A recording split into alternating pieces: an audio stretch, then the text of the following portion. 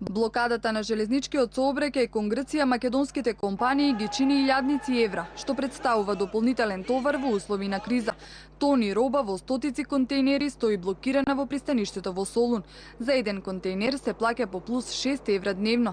Најголема штета трпат металните компании кои масовно ја користат железницата. Оние кои превозот го прават со камиони се пренасочуваат кон пристаништата во Бар и Драч. Ризикот од доснување на роба се уште постои поради непредвидливите штрајкови во Грција. Добар дел од клиентите кои што носе 8-мартовска роба задоцнеа затоа што во февруари имаше штрајк скоро секоја недела во Грција и беше задоцната поприлично задоцната испораката.